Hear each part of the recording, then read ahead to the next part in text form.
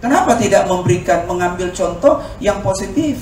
Dan contoh toleransi yang kebablasan itu memang tidak. Tetapi yang saya maksudkan kemajemukan, kebersamaan dalam konteks positif. Tentu ada batas. Saya dengan Mas Yaya, saya dengan Mas Iswa, Iwan, tidak. Saya yang pertama juga ingin mengklarifikasi. Saya tidak juga setuju kalau keseluruhan Islam dianggap teroris. Tidaklah. Nah, tapi tentu saya tidak bisa melarang mulut orang. Yang kedua, saya tidak ada di barisan itu untuk mencaci maki. Makanya ibu tadi dengan semangat juangnya tinggi. Saya tidak terbiasa seperti itu.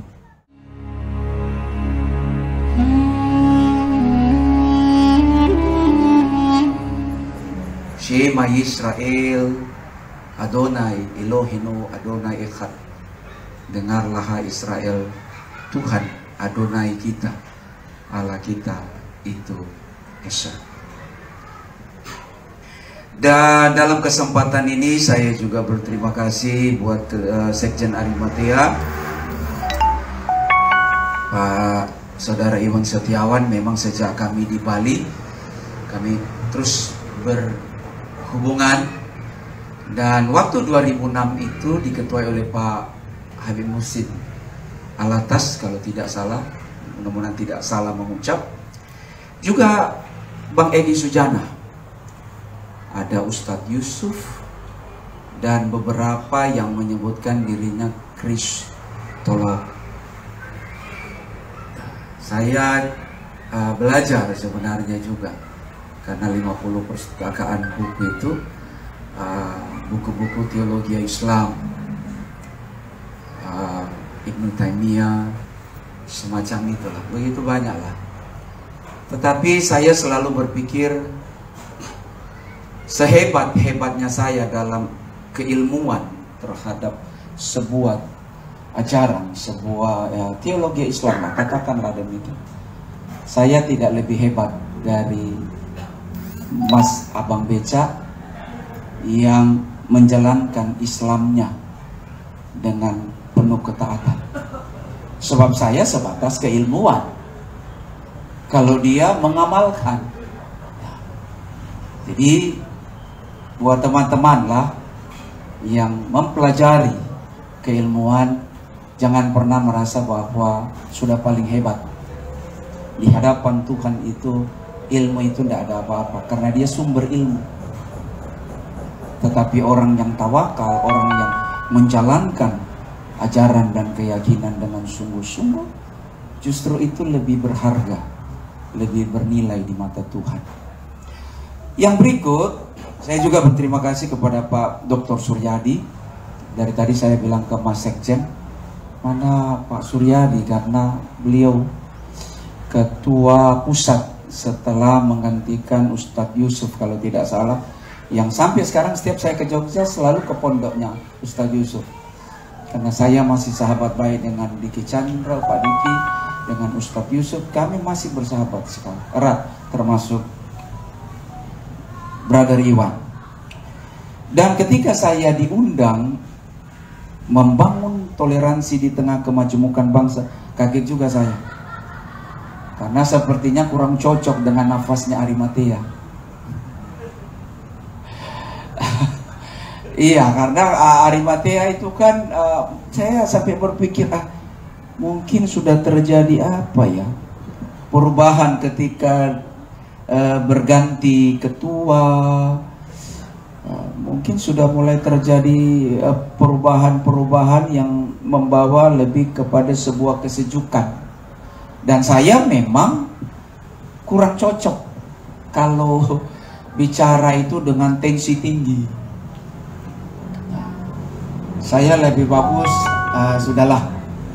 Karena tadi, prinsip tadi itu, ilmu bukan untuk siapa menang, siapa kalah, siapa hebat dan siapa tidak hebat, bukan. Kan itu. Nah karenanya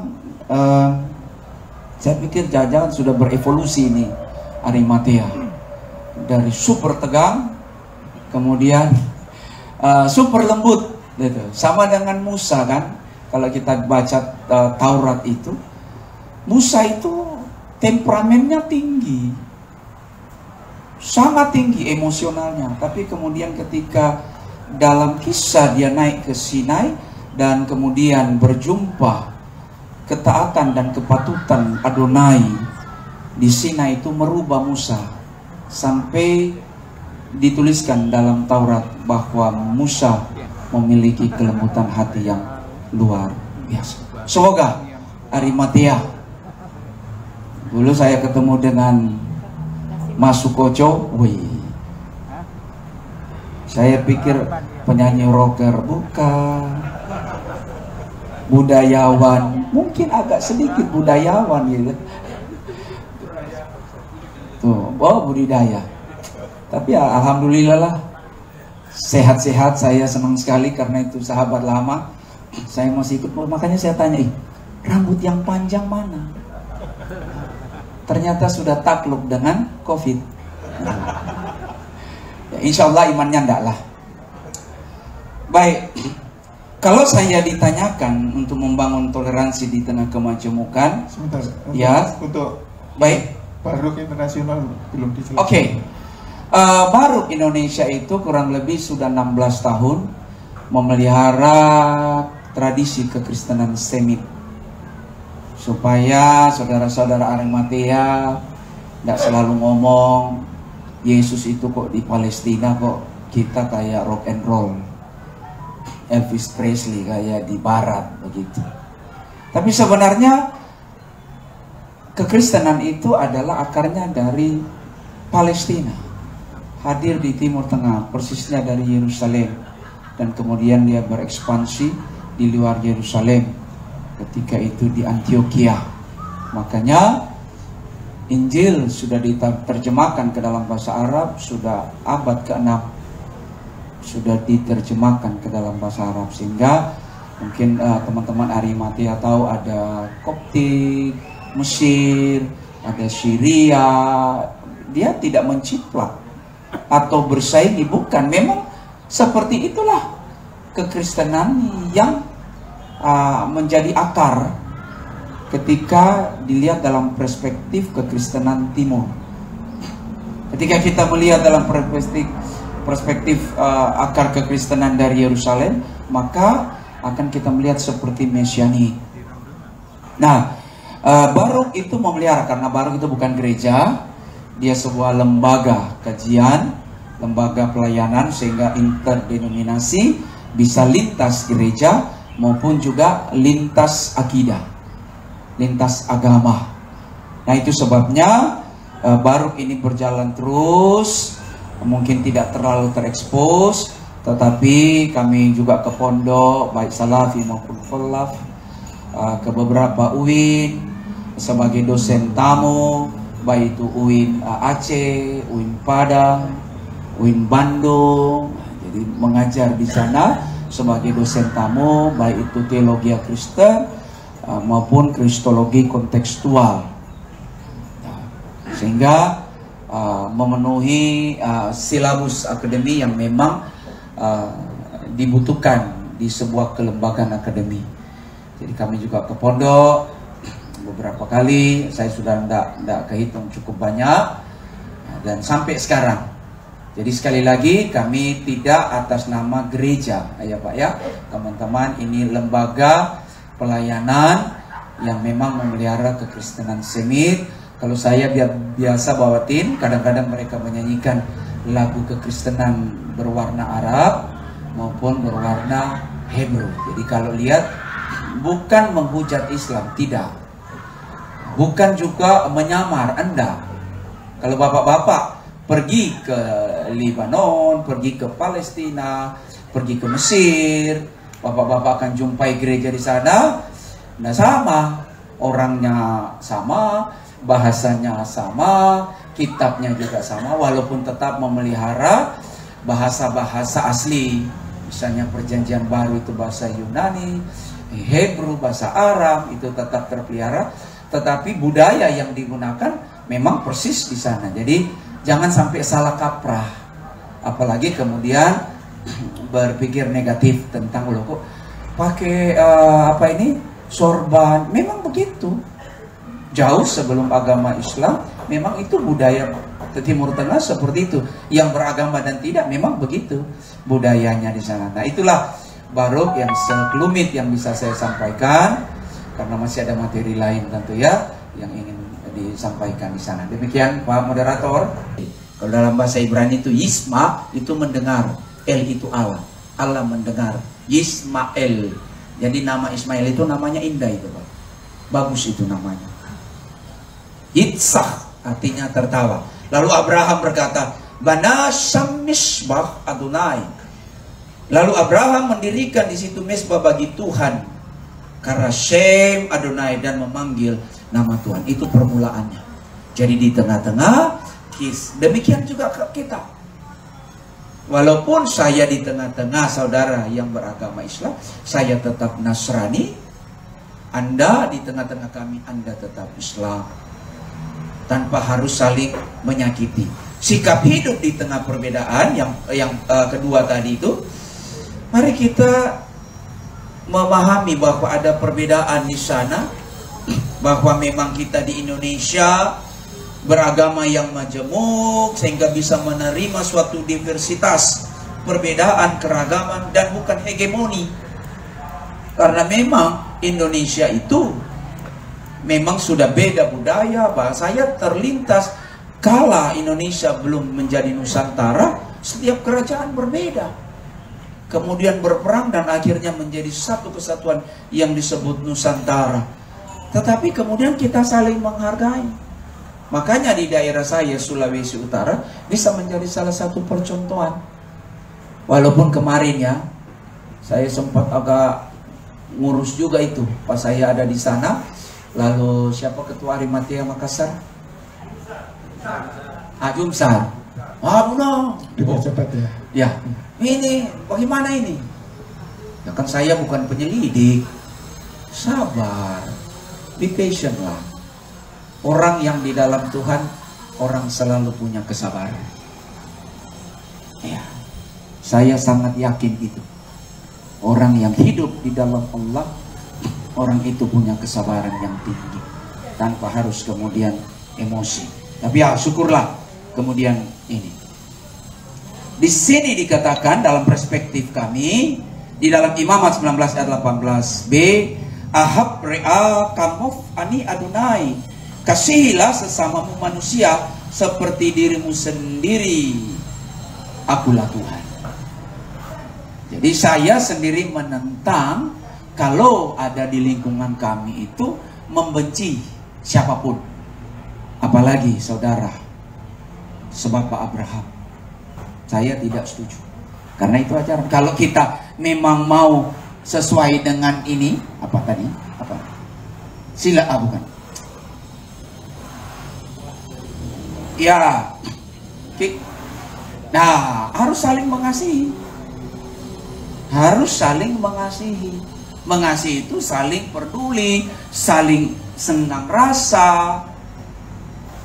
Waktu itu Ustadz Diki pernah bilang, dia bawa saya lupa itu untuk konsorsium kami. Jadi misalnya ada gereja yang bermasalah, kami coba bantu untuk telusuri apa penyebabnya, apa dan bagaimana. Termasuk misalkan ada musib yang terjadi di daerah mayoritas Kristen, tapi memang tidak berlangsung itu. Ya mungkin belum waktu Tuhan lah untuk kemudian bisa ke situ. Ya, kuncinya ya harus saling mengasihi. Mengasihi di dalamnya ada saling percaya. Saya datang, saya tidak ada berpikir Anda mau jebak saya, Anda mau giniin saya sementara saya hanya bertiga. Enggak. Saya rindu. Karena kata mengasihi ada kerinduan di dalamnya. Rindulah. Terakhir dengan Ustadz Iwan masuk Koco itu 2013. Rindulah, kangen. Tanpa saya berpikir untuk supaya antum semua jadi orang Kristen. Enggak. Allah yang tahu hati saya. Tapi kalau saya ditanya, apa sih tugas? Ya memberitakan Yesus. Ada dua hal yang berbeda antara memberitakan Yesus dengan memberitakan agama bagi kami dalam kekristenan. Sebab ada prinsip dalam kekristenan, agama tidak menyelamatkan. Supaya next kita ketemu lagi, jangan lagi ada prasangka. Ini apa lagi nih, trik apa lagi? Itu kan bahasanya. Ini bahaya nih, kristenisasi. Sekali-sekali dong islamisasi. Jangan cuma kristenisasi, islamisasi. Nah, yang terakhir, 5 menit ya. Ketiga, membangun dialog yang sehat. Banyak kristolog di sini kan. Tuh, Mas Sukoco, salah satu kristolog. Saya baca di di brosur kristolog. Saya pengen Islamolog juga gitu kan. Sudahlah. Saya lebih pingin kita bersaudara, bersahabat. Pada akhirnya ketika kita sakit dan menghadap maut, kita pun tidak bisa buat apa-apa. Akhirnya kita harus berhadapan dengan Tuhan Sang Halik. Membangun dialog yang sehat. Hendaklah kata-katamu senantiasa penuh kasih. Humon logo dalam bahasa Yunani. Pantote charis, senantiasa penuh kasih. Jadi kalau apakah Abunda memberitakan Kristus? Iya, saya beritakan. Tapi tidak usah kemudian saya harus mencari hal-hal yang kira-kira bisa menumbangkan. Sekali lagi saya bilang di belakang, andai kata saya studi sampai di Al-Azhar sekalipun, cum laude teologi Islam sekalipun, saya tidak lebih hebat dari Mas Abang Beca itu yang menjalankan hukum agamanya dengan taat dan setia. Sebab saya sebatas ilmu yang belum tentu saya amalkan. Tanya teman-teman kristolog, dia sebatas ilmu, tapi dia tidak menjalankan. Dia tidak lebih hebat dari Mas Beca yang menjalankan ajaran agamanya dengan setia dan taat. Karena keilmuan itu memang penting, tapi pada akhirnya kadang-kadang keilmuan itu membuat kita hancur karena merasa kita sudah lebih hebat dari siapapun. Insya Allah tidak ada di antara kita. Silakan. Akhirul kalam. Selamat bermunas. Arimatea. Tambah sejuk, tambah gembira, tambah keren. Makanya saya bilang ke Mas Sukoco, maaf Pak siapa tadi? Pak, Pak Saifullah. Saifullah bilang, wih tambah muda. Obatnya satu, hati yang gembira. Tapi semangat yang patah meluluhlantahkan tulang. Coba senyum-senyum kok. Nggak apa-apa kan kita berjenggot itu sudah, tapi senyumlah supaya nggak menyeramkan. Iya kan? Iya, saya mengutip untuk menutup akhir kata saya. Seorang pujangga Libanon mengatakan, jika hati kamu adalah gunung berapi, bagaimana mungkin kamu mengharapkan bunga untuk tumbuh mekar? Bagaimana Anda mau menunjukkan Islam itu rahmatan lil alamin kalau Anda senyum saja mahal? Orang langsung hindari. Sebab ingat bahwa hidup orang tidak bergantung kepada kita. Kita ngasih makan diri sendiri aja udah susah. Sukses selalu buat Arimatea dan keren selalu buat Mas Sukoco. Allah yubarik lakum, Elohim yubarik otha. Allah memberkati kita sekalian. Assalamualaikum warahmatullahi wabarakatuh. Baik, berikutnya langsung Pak ya, kita dari Kristiani. Ini Pak Abuna Andreas Kemal. Lalu saya juga kapan itu bertemu dengan Pak Andreas juga ya di Batu itu.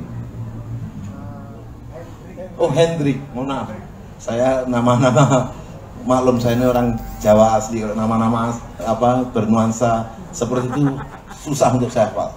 Meskipun saya belajar banyak ilmu, kalau ditanya nama penulisnya, nama pakarnya saya nggak pernah tahu, karena saya nggak pernah mau ingat-ingat nama yang buat saya sulit banget. Nah, ada satu poin yang saya ingin sampaikan kepada teman-teman di sini begini. Beliau menganggap ketika saya berbicara sebagai seorang Muslim, berbicara tentang kekristenan, maka saya melakukan suatu tindakan subjektivitas. Karena saya melihat dari sisi pandang saya sebagai seorang Muslim. Beliau juga mengakui kalau seorang Kristiani berbicara soal Islam, maka dia juga merasa melakukan pandangan yang subjektivitas atas Islam. Karena beliau seorang Kristiani. Sehingga lalu tidak fair ketika seorang Kristiani berbicara tentang Islam, seorang Muslim berbicara tentang Kristiani. Kira-kira begitu ya, kalau saya simpulkan dari apa yang disampaikan. Nah, perbincangan semacam ini sesungguhnya perbincangan yang sudah cukup lama berkembang. Hanya memang ini menimbulkan pertanyaan begini. Apakah sebuah kebenaran itu terletak pada diri aktor, ataukah terletak pada tuangan pesan di dalam bahasa? Semua pesan, termasuk pesan agama, pesan ilahiyah, itu tidak ada yang tidak diturunkan yang dalam bentuk wujud tulis. Artinya semua pesan itu ujungnya tertulis. Dan karena semua tertulis, ujungnya adalah menggunakan bahasa. Pertanyaannya adalah, apakah bahasa itu bisa mencerminkan, mewakili arti, makna yang ada dari pesan ilahiyah tadi? Ataukah tidak bisa? Bila bisa, maka kita harus memulai segala sesuatu pada yang tertulis. Dan siapapun punya hak untuk tahu, meskipun apapun warna yang mencoba untuk tahu. Tapi kalau kebenaran itu tertuang pada pengirim pesan, bukan lagi bisa diwakilkan kepada tulisan, maka kita tidak pernah tahu apa makna pesan, kecuali sang pengirim pesan itu sendiri. Oke? Dan itu dalam ilmu komunikasi memang begitu. Jadi kebenaran itu ada di mana sih? Pesan atau di orang yang mengirim pesan? Nah, beliau tadi menyampaikan bahwa pesan itu terletak pada pengirimnya, bukan terletak di bahasanya. Karena kalau sudah di dalam pesannya, maka sesungguhnya setiap individu kita, siapapun dia, dengan latar belakang apapun, punya hak yang sama untuk menyatakan sesuatu sesuai dengan yang tertuang dalam pesan, gitu ya. Jadi kita kan jadi tahu, oh pesannya begini, ya maknanya begini. Kalau pesannya begini ternyata maknanya lain, maka berarti pesan tidak bisa mewakili kehendak yang mengirim pesan. Saya kebetulan orang yang sangat percaya bahwa pesan itu yang dalam bentuk bahasa itu bisa dipahami oleh siapapun, senyampang kita punya akal yang sehat. Sehingga buat saya memang ukuran kebenaran ya terletak pada teks-teks pesan yang itu harus dipahami secara akal sehat. Tapi kalau kemudian sudah dipahami dengan sentimen-sentimen, saya setuju sekali. Karena kalau kita sudah sentimen, maka mohon maaf, saya suka menyetir lagunya Gomblo. Kalau cinta sudah melekat, biarpun kotoran ayam pun rasanya coklat. Jadi berhati-hatilah. Ya, ini. Nah, apakah kita sepakat atau tidak? Ya, tentu masing-masing kita kembalikan. Ya, kita kembalikan. Tetapi saya juga ingin menggarisbawahi bahwa di dalam kajian Islam pun kita tahu ada yang namanya kafir zimni dan ada yang namanya kafir harfi. Nah, kalau saya ngomong kafir, beliau nggak akan kaget. Karena dia paham tentang ajaran Islam juga kan gitu kan. Dia tahu lah, paling nggak tahu gitu ya. Jadi beliau tidak akan kaget. Mohon maaf, saya harus mengatakan, hari ini kita bertemu dengan saudara kita yang kafir, tapi zimmi. Ya. Kafir yang tidak memusuhi Islam. Tapi kita juga harus sadar ada kafir yang juga memusuhi Islam, dan beliau tadi tidak menolak fakta realitas dalam kehidupan sehari-hari, memang begitu. Ya. Demikian juga umat Islam ada yang menyerang, beliau akui juga, dan kita juga harus akui dong, fair dong. Ya, kita harus akui bahwa ada umat Islam yang tidak bersikap secara tepat di dalam keislamannya. Nah, tetapi juga demikian, maka saya katakan, saya berani mengatakan beliau ini kafir zimni, kafir yang tidak menyerang. Karena itu beliau menghendaki istilahnya tasamu, kebersamaan, saling menghargai. Nah, biarlah aku melihat diriku dengan caraku, biarlah kamu juga melihat dirimu dengan caramu. Kira-kira begitu. Inilah yang biasa saya sampaikan. Saya tidak memberikan pembenaran ini itu, saya hanya menyampaikan wawasan. Mudah-mudahan ini lalu menjadi pelajaran buat kita bersama. Last but not the least, saya sungguh mengapresiasi beliau karena kita diajari oleh beliau. Mohon maaf, kalau hari esok penjenengan semua tidak seperti beliau, sungguh memalukan. Yaitu apa? Beliau berani datang ke kandang singa sendirian. Assalamualaikum warahmatullahi wabarakatuh. Berbicara tentang toleransi, kalau dikaji dalam banyak perspektif memang sangat menarik. Pertama, terkait keberadaan kita di sini, memang mungkin Arimatea mulai berkembang, mengembangkan diri gitu ya. Bagaimana mendialogkan beragama atau menjalankan tafsir agama atau beragama secara intelektual di satu sisi, tapi dalam tataran aplikasi juga tidak menafikan terkait bagaimana beragama secara awam. Mungkin ini bagian yang dikembangkan oleh Arimatea sehingga mampu mengakomodir semua lintas pergerakan-pergerakan yang ada ini. Baik, produk real yang bisa kita lihat, bisa kita jumpai, kita sebagai seorang yang muslim, kemudian kita berada di Indonesia. Kita lihat dalam sejarah, dalam banyak pandangan ya, para peneliti menyebutkan bahwasanya Islam masuk ke Indonesia abad ke-7 ya. Tapi kemudian beberapa riset yang paling banyak ya menunjukkan bahwasanya Islam masuk abad ke-13 dan 14 ya. Dan proses ya masuknya Islam ke Indonesia itu menjadi sangat menarik sebetulnya untuk selalu dikaji dan dikembangkan, karena adanya proses asimilasi kemudian terjadi pernikahan dan lain sebagainya, dari perdagangan kemudian terjadi pernikahan. Nah, disitulah sebetulnya terbentuk nilai-nilai tasamuh itu sendiri. Menarik sekali Mas Iwan. Iya.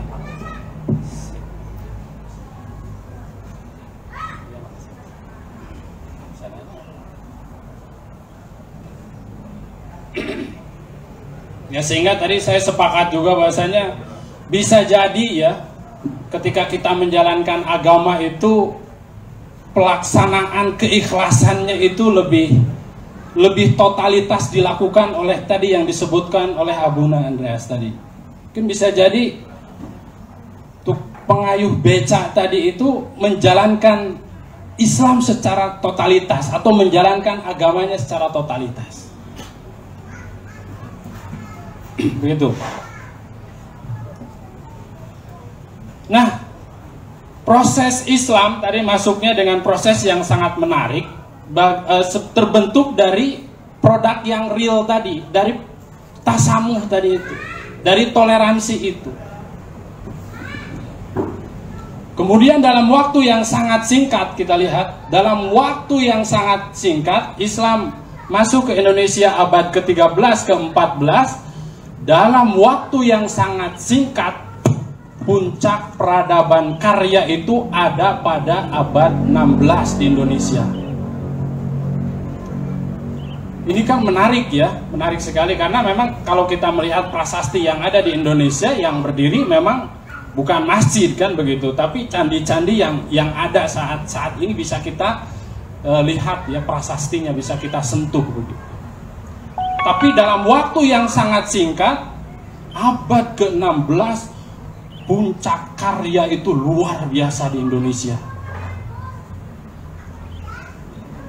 Kan menarik, banyak kajian-kajian literatur kitab kuning itu yang mengulas, mengupas terkait bagaimana terbentuknya peradaban Islam di Indonesia dari proses toleransi itu sendiri. Bahkan kalau kita bicara tentang Madinah misalkan, ya Rasulullah Shallallahu Alaihi Wasallam sudah jelas prasastinya Piagam Madinah. Rasulullah SAW hidup dalam masyarakat yang sangat heterogen. Di situ semua ada agama, Islam, Nasrani, Yahudi, termasuk juga Majusi. Tapi Rasulullah SAW hidup dalam penuh tasamuh tadi, menghormati, menghargai, ya, dan lain sebagainya. Itu yang dilakukan oleh Rasulullah SAW. Bahkan dalam konteks dalil agama, kalau kita merujuk kepada Quran surat Mumtahanah ayat yang ke-18, di situ dijelaskan ya oleh Allah Subhanahu wa taala, la yanhaakumullahu 'anil ladzina lam yuqatilukum fid din wa lam yukhrijukum min diyarikum. Jadi Allah Subhanahu wa taala tidak melarang untuk menegakkan keadilan. Keadilan itu harus ditegakkan. I'dilu wa aqrabu lakum. Berbuat adil itu memang harus ditegakkan, karena kalau keadilan tidak ditegakkan, ya berbicaranya toleransi tadi sangat berbahaya, lumpuh, runtuh. Nah, tidak boleh, ya, yang tidak memerangi, tidak membunuh dan lain sebagainya. Sehingga para ulama mufassirin menyebutkan kita tidak dilarang kemudian untuk berkunjung, berbuat baik, ya, atau melakukan kebaikan-kebaikan, atau dalam istilah kitanya silaturahmi lah, fastabiqul khairat dan lain sebagainya. Dalam hal-hal yang sifatnya muamalah ini memang harus dibangun. Ini harus dibangun. Dan banyak sekali prasasti dalam sejarah, ya, Rasulullah SAW sebagai figur ideal kita yang mencontohkan tentang nilai-nilai toleransi itu. Banyak sekali perilaku Rasulullah SAW. Mungkin dalam kisah yang sangat menarik adalah ketika Rasulullah SAW menyuapi, ya, seorang pemulung yang ada di Madinah, berpuluh-puluh tahun disuapi oleh Rasulullah SAW. Dan Rasulullah SAW tidak pernah kemudian memaksanya untuk masuk Islam. Bahkan hal itu dilakukan terus-menerus oleh Rasulullah SAW sampai Rasulullah SAW meninggal dunia. Dilanjutkan oleh khalifahnya. Kemudian Abu Bakar As-Siddiq bertanya kepada istrinya, ya, kepada putrinya Aisyah, kira-kira perilaku apa yang memang belum ada pada diri saya? Sebagai seorang ayah kan pasti bertanya kepada anaknya, karena memang ada sesuatu yang menarik dalam diri Rasulullah SAW. Banyak hal yang menginspirasi dari diri Rasulullah SAW. Ternyata dari sekian perilaku yang ada pada ayahnya, hampir semuanya pernah meniru Rasulullah SAW, kecuali satu hal yang belum dilakukan oleh ayahnya, yaitu menyuapinya. Ada perbuatan yang belum dilakukan oleh ayahnya yang memang, ya, menurut putrinya ini satu hal yang sangat menarik itu yang dilakukan oleh Rasulullah SAW. Bahkan kemudian beliau pun menyuapi, ya, memberikan hartanya, menyuapi, ya. Kemudian banyak keluh kesah yang keluar dari lidahnya yang tajam dan bengis, ya, tuduhan-tuduhan fitnah terhadap Rasulullah SAW, dan itu terjadi kepada Rasulullah SAW. Ini Abu Bakar kan bertanya-tanya, ini kok begini gitu, ya. Ini sudah disuapi, sudah dikasih makan, dikasih harta, tapi selalu mencela dan menjelek-jelekan Rasulullah SAW. Pas ngasih makan saja Abu Bakar tipikal orang yang sangat lembut hatinya, nggak nerima tuh dengar ucapan itu. Maka ngasih makan itu diginiin, agak agak sedikit kesel gitu, agak sedikit kesel. Nah, ini beda banget, jauh banget dengan perilaku yang dilakukan oleh Rasulullah SAW. Kemudian pada fase selanjutnya singkat cerita kemudian ya dijelaskan bahwasannya Rasulullah SAW yang selama ini memang menyuapin dan memberikan hartanya, baru kemudian masuk Islam. Allahu Akbar. Itulah salah satu contoh toleransi yang dilakukan oleh Rasulullah SAW. Jadi banyak contohnya, tapi sedikit kesimpulan saja. Yang menjadi persoalan ini kan sebetulnya 20 tahun terakhir ini nih ya. 20 tahun terakhir ini yang memang melihat terkait rekonstruksi ya jihad sosial Nabi Muhammad SAW ini yang banyak dikritisi. Ya, kemudian muncullah tuduhan-tuduhan yang tidak pas karena realitasnya bad image itu selalu dituduhkan. Kita lihat media mainstream ketika dalam beberapa riset itu kita lihat bahwasanya mayoritas dunia barat itu bad image terhadap Islam. Nah, ini kan perlu ya diluruskan, apalagi terkait misalkan membenturkan terkait rekonstruksi jihad itu. Sampai kita mengerikan gitu ya. Seolah-olah jihad itu dipahami ya kotel saja begitu. Sehingga kemudian merembet lambat laun kepada ya pendidikan, dikritisi dan lain sebagainya, itu kalau perlu dihilangkan.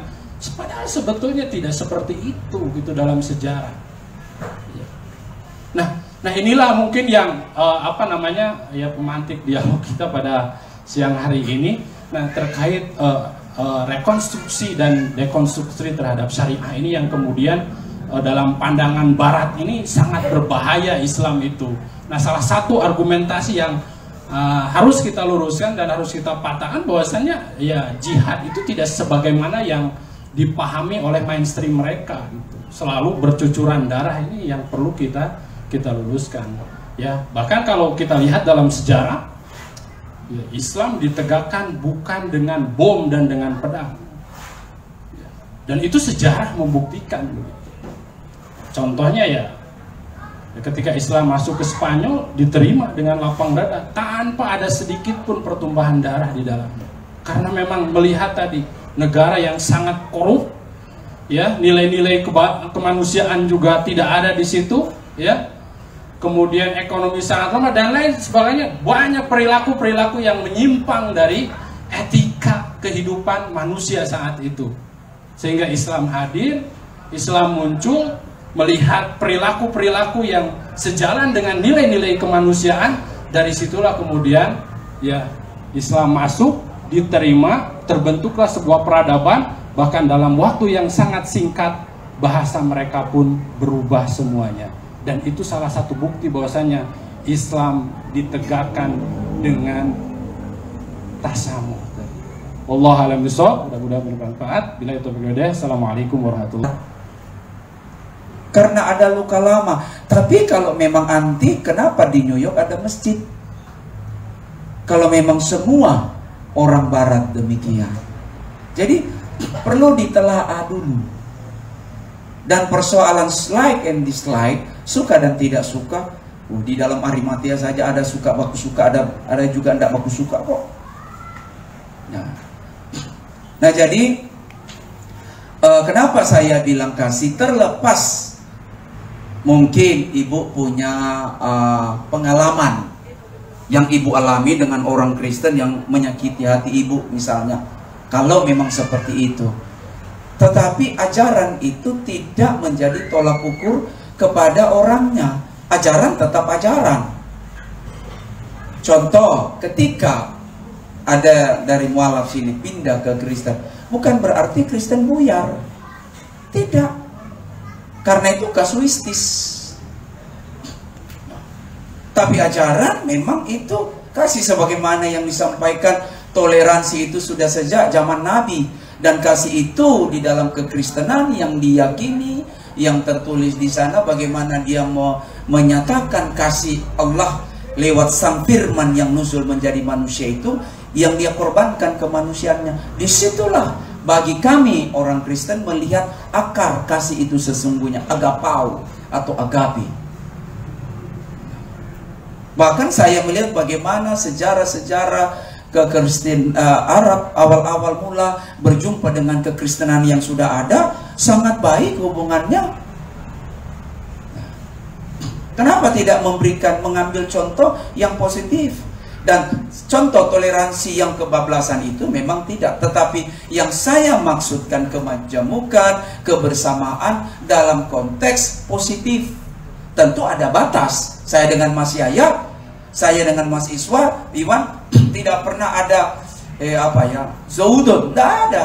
Tapi ketika Mas saya harus sholat, silakan. Nah, itu. Jadi saya berharap banyak dengan Munas. Sayangnya sepertinya kurang banyak. Mudah-mudahan Munas ini lebih banyak lah, supaya ada butir-butir yang dimunculkan oleh Arimatea yang betul-betul. Sebab baik buruknya seseorang bukan kita yang menilai, tapi Tuhan. Jadi itu saja Ibu yang bisa saya sampaikan. Ada lagi Bu? Belum Bapak jawab. Bagaimana? Kenapa harus menyampaikan Kristen kepada semua orang, termasuk orang Islam? Bukankah Arimatea tidak saja mengembalikan rehabilitasi, tapi juga tetap syiar? Kita tidak bisa tutupi, Ibu. Apakah Arimatea hanya untuk saudara-saudara yang sudah dikafirkan? Anggaplah seperti itu. Kemudian sesuai dengan kepanjangan imunisasi dan rehab supaya kembali ke Islam. Tidak, Arimatea juga tetap syiar, dan itu nafas, itu wajib. Makanya saya waktu itu dengan Ustadz Diki bilang, silakan Islam syiar, silakan kami Kristen Injil, tetapi jangan memaksa orang, jangan merayu orang, jangan suap, jangan jebak, jangan. Dialog yang sehat. Itu maaf, itu mungkin dari Bapak, dari aliran Bapak, it's okay. Tapi yang di lapangan tidak seperti itu Pak, karena kami nangani di lapangan. Iya Ibu, kan Ibu juga tidak bisa mewakili atas nama Islam seluruh dunia kan. Jangankan Ibu, Arimatea pun tidak bisa mewakili Islam di Indonesia. Karena tetap ada hal-hal yang berbeda. Jadi kalau Ibu menyalahkan saya harus jujur. Ada Islamisasi yang terjadi, ada Kristenisasi, memang ada. Dan itu saya tentang Kristenisasi yang dalam konteks yang tidak sewajarnya sehat seperti itu. Padahal jelas kekristenan itu ajarannya bukan untuk mengkristenkan. Saya salah satu yang menolak pola-pola gerakan Kristenisasi seperti yang Ibu katakan tadi. Tapi saya juga menolak Islamisasi dengan cara-cara yang seperti Ibu ungkapkan di dalam kalangan Kristen. Dan Ibu tidak bisa pungkiri itu fakta. Walaupun mungkin bukan Arimatea. Jadi ini nih, mari sekali lagi kita berkembang diskusi yang lebih kajian, lebih sejuk, lebih berpengetahuan, lebih meningkatkan khususnya Arimatea. Untuk apa saya datang kalau Arimatea tidak menemukan sesuatu di dalam apa yang saya sampaikan? Terima kasih.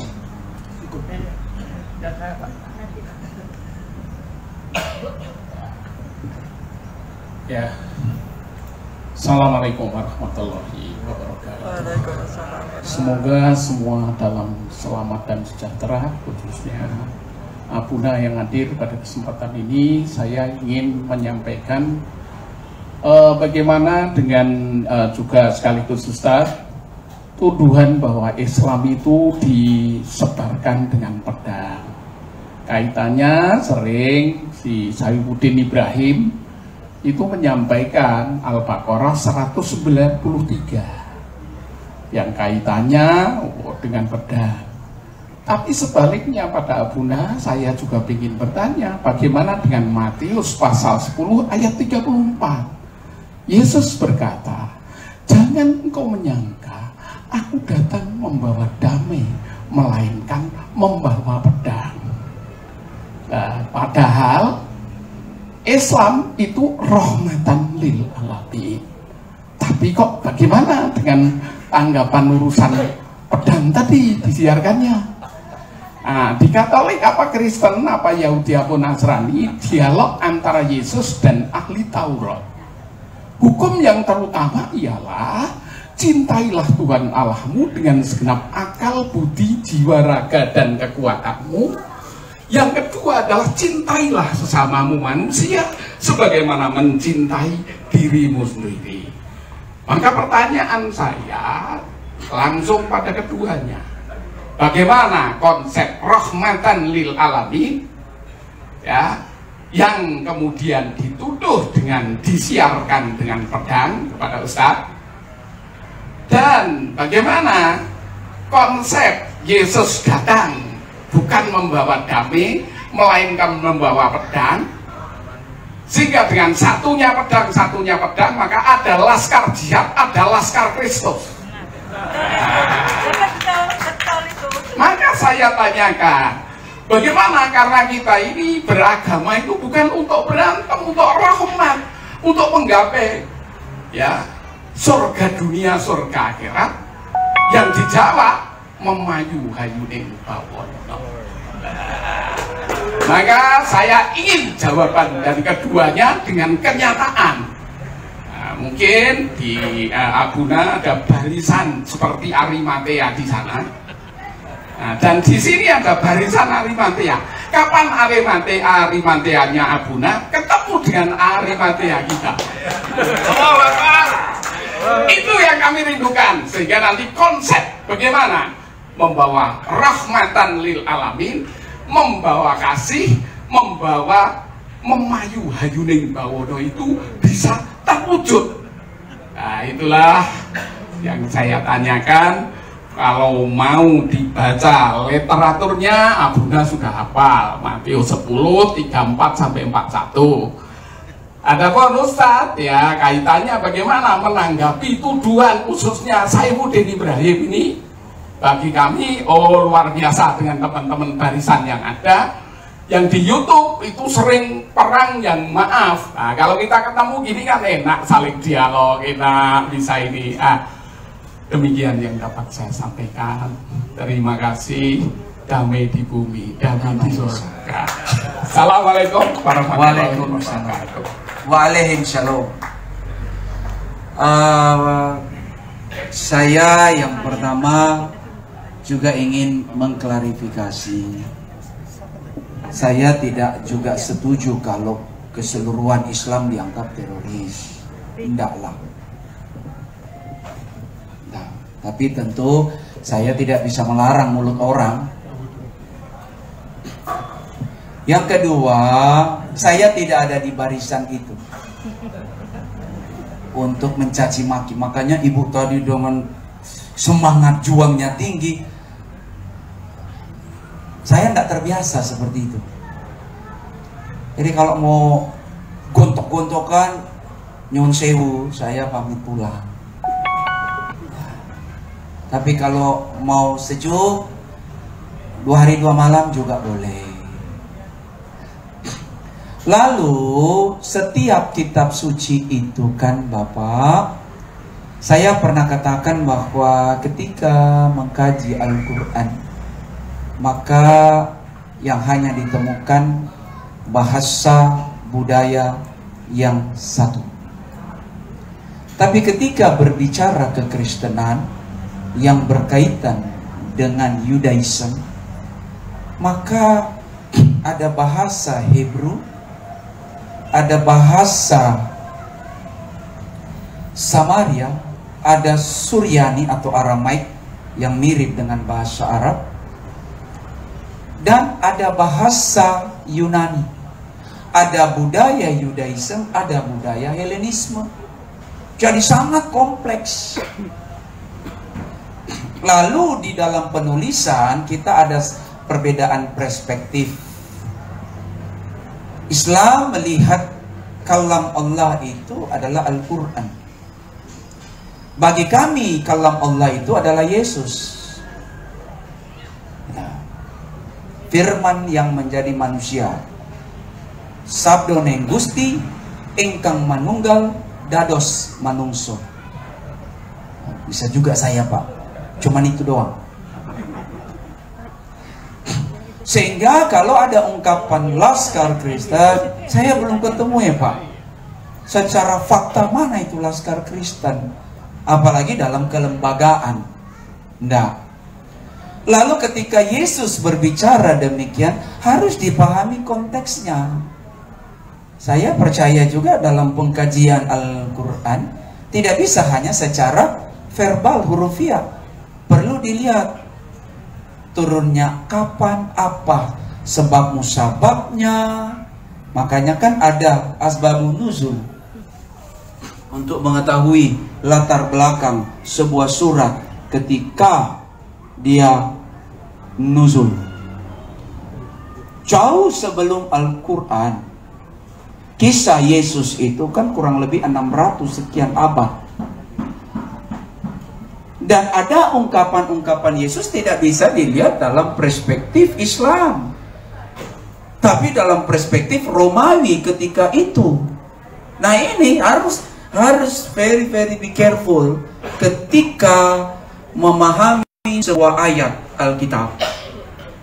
Ada bersifat alegoris, ada sastra Yahudi yang mengandung kuno, yang mengandung dalam kitab-kitab Bereshit, kitab Kejadian.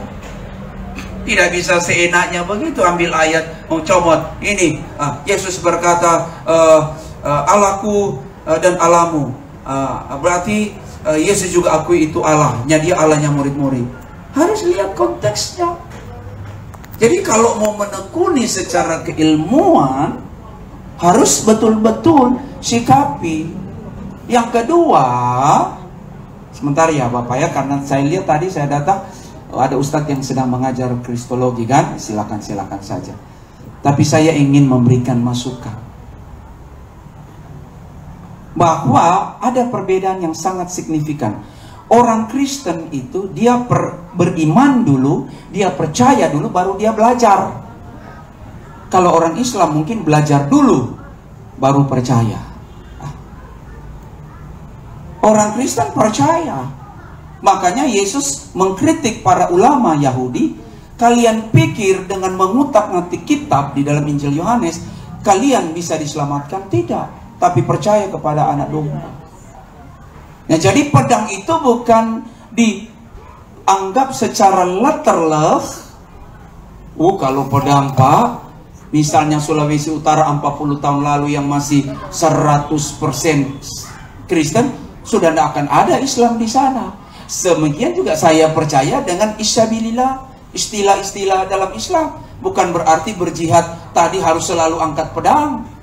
Tapi kalau toh itu kemudian dipahami sana, inilah kesalahan yang dipahami. Mungkin karena luka lama itu. Karena kita juga harus fair. Dalam beragama harus fair. Firman tidak mungkin salah, tapi kita dalam cara berpandang bisa saja salah. Hati-hati. Makanya saya tidak suka menafsirkan Al-Quran. Saya lebih mengutip pemikiran-pemikiran dari pemikir Islam klasik untuk kemudian saya sampaikan untuk bertanya. Karena waktu saya menafsirkan Al-Quran pasti salah. Jadi saya lebih bagus mengutip. Jadi kembali yang pedang tadi ya, saya datang bukan untuk itu. Sebenarnya Bapak harus tahu konteks ketika Yesus berbicara bukan dengan agama-agama Samawi, dengan Roma yang menjajah Yerusalem, Israel. Makanya kenapa Yesus juga ditolak oleh orang Yahudi? Karena salah perspektif. Karena menganggap bahwa Mesias yang akan datang akan memegang pedang seperti Daud mengalahkan kerajaan-kerajaan yang ada di sekitarnya yang tidak menyembah Allahnya Abraham, Ishak dan Yakub. Sehingga ditolak. Itu cara sudut pandang perspektif Yahudi memandang Mesaya, Masihun, Mesias atau Kristus. Itu konsep Yahudi yang kemudian justru diyakini oleh orang Kristen, itulah Mesias. Karena perspektif yang berbeda. Nah, seperti Bapak tadi bilang, itu harus dilihat. Nah, mari juga teman-teman Arimatea juga harus fair. Kalau memang ada kelompok Kristen yang benar, yang baik juga harus akui itu gitu. Berarti ketemu dengan Kristen ada yang nggak benar, bukan berarti teman-teman Islam semua juga sempurna. Pasti juga ada yang mengatasnamakan Islam, kemudian mempermalukan Islam. Dan itu real, itu fakta hidup. Alhamdulillah kalau memang kita betul-betul ada di jalannya. Nah, baik, itu saja Pak ya. Saya serahkan, saya tidak mau komentar Pak Saifuddin. Dia saudara seiman saya, karena dia sudah seiman dengan saya. Tapi kemudian dengan caranya dia, saya rasa Bapak juga tidak mungkin bisa mengatur teman di sebelah untuk harus ikut kayak saya, nggak bisa. Setiap orang punya hak, tetapi setiap orang juga punya hak untuk menilai seseorang. Terima kasih. Syukran. Ya. Baik, Waktunya pendek. oh pendek. Baik, sebetulnya begini, ketika Islam hadir itu sudah tidak ada lagi sebetulnya peperangan fisik. Itu yang perlu kita ini. Jadi tidak ada lagi sebetulnya. Maka kita lihat dalil, kalau lihat dalil Quran, wa ma arsalna mir rasulin illa rahmatan lil alamin. Setiap nabi dan rasul, ya, rasul-rasul yang diutus oleh Allah Subhanahu wa taala sepakat semuanya membawa rahmatan lil alamin. Sehingga ketika Islam hadir di dunia ini, maka harusnya tidak ada lagi yang namanya peperangan fisik. Dan realitas yang terjadi saat ini adalah peperangan pemikiran. Istilahnya ada kaburisasi istilah, ya, ghazwul fikri dan lain sebagainya. Sehingga singkatnya,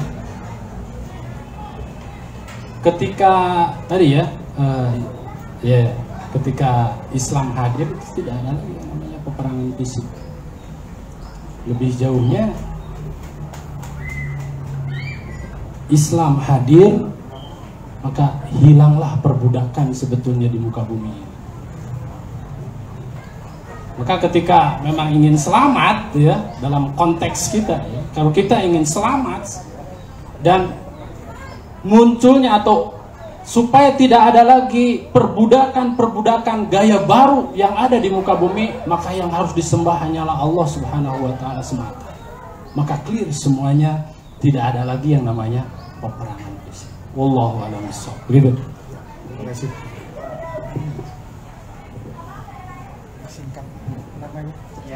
Terima kasih juga kepada Abna. Nama saya Nadianto. Akar dari istilahnya apa tadi? Ini ada toleransi. Itu adalah, kalau menurut saya ini apa? Konsistensi Tuhan. Artinya gini, Tuhan tidak mungkin bersifat inkonsisten. Jadi sejak awal, sejak penciptaan manusia, dia sudah punya visi, yaitu manusia dan jin untuk menyembah Allah. Ya. Otomatis ada bagaimana caranya dan sebagainya, itu disampaikan juga oleh Tuhan melalui para nabi dan rasulnya. Dan itu pasti konsisten, nggak mungkin Tuhan ketika zaman Nabi Ibrahim menyuruh menyembah Tuhan yang esa, kemudian zaman Nabi Isa menyembah Trinitas, kemudian zaman Nabi Nabi Muhammad kembali menyembah Allah yang esa, itu nggak mungkin saya pikir itu. Nah, itu tentang itu bagaimana dengan pandangan Kristen tadi. Terima kasih. Monggo, masuk.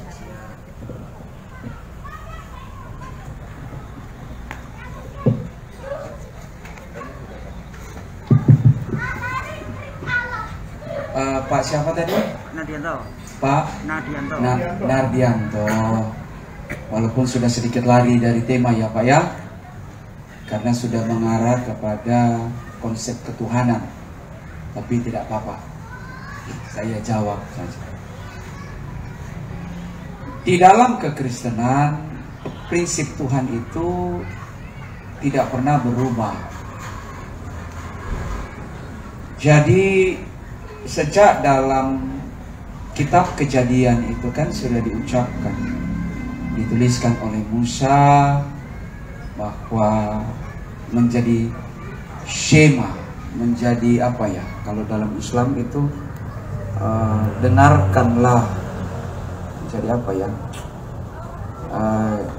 untuk asyhadu Allah itu syahadat. Orang Kristen punya syahadat, Shema Israel itu, dengarlah hai Israel, Tuhan Allah kita, Tuhan itu Esa. Secara singkat saja, nanti kapan-kapan kita bisa diskusi lebih panjang.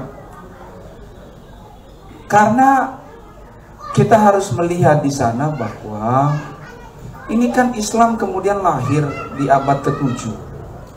Jadi di dalam perjalanan kekristenan itu ada pergolakan teologis yang dalam, walaupun dalam Islam juga ada.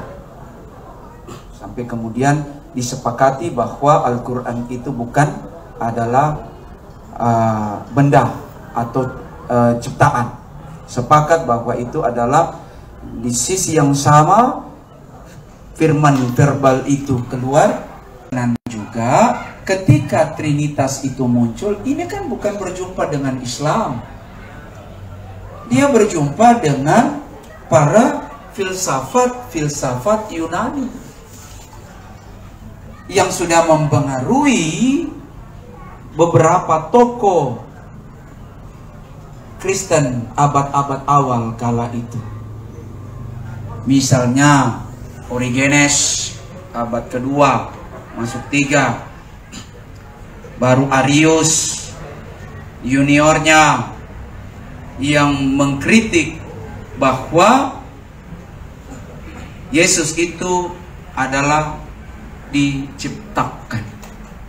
Jadi apa yang kemudian dipahami oleh Islam sebenarnya jauh sebelum Islam sudah dikritik, maka muncullah konsili-konsili itu.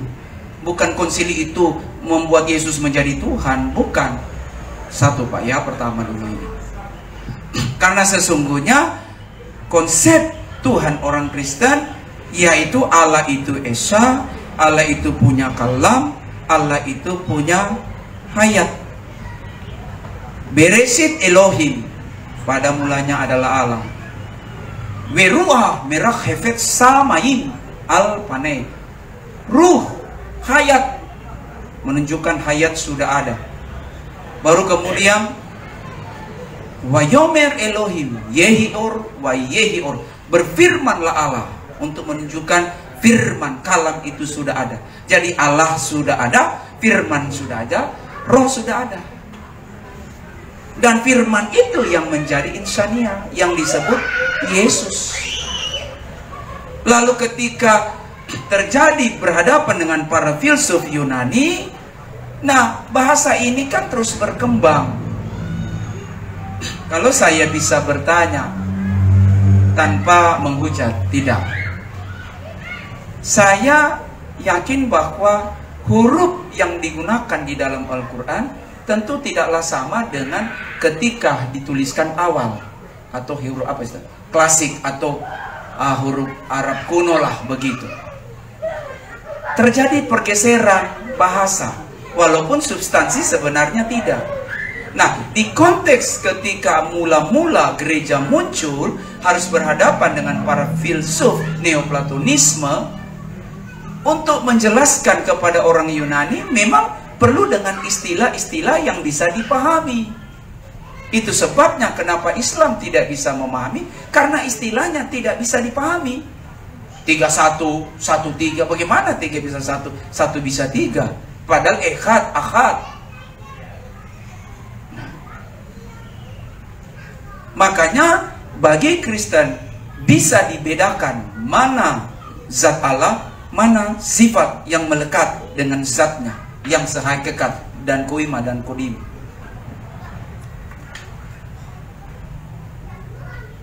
Perjanjian baru membedakan Lord, TUHN huruf kecil, dipadankan kepada Yesus. Tuhan di sana dalam bahasa Arab itu Rab, ya, atau bahasa general selain Al-Ilah. Kata Tuhan, Lord di sana, kurios itu artinya itu yang dipertuan agungkan, kuasa, bukan berbicara pribadi. Sama dengan perjanjian lama, T besar, UHN besar. Atau kemudian terjemahan dari YHWH dibaca Adonai, huruf besar. Nah, itu yang saya bilang, di dalam Kristen memang cukup kompleks untuk bisa dipahami. Makanya masukan bagi teman-teman kristolog, belajar betul-betul supaya jangan sampai salah. Karena apa yang dipahami oleh Islam tentang Rab, Tuhan, yang dimaknai kepada Yesus Tuhan sebagai penguasa yang dipertuan agungkan, yang saya sering doa, saya sebut junjungan yang ilahi, itu berbeda dengan pengertian TUHN besar, huruf besar, untuk zat Allah itu sendiri.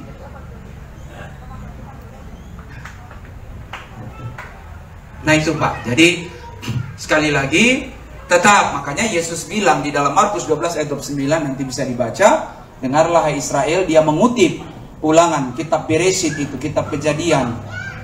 Dengarlah Israel, Tuhan Allah kita, Tuhan itu Esa. Tidak ada dua Allah, tidak ada tiga Allah. Firman-Nya yang jadi manusia. Firman, di satu sisi firman menjadi manusia secara supranatural, misteri. Di saat yang sama dia tetap dengan zat Allah itu sendiri.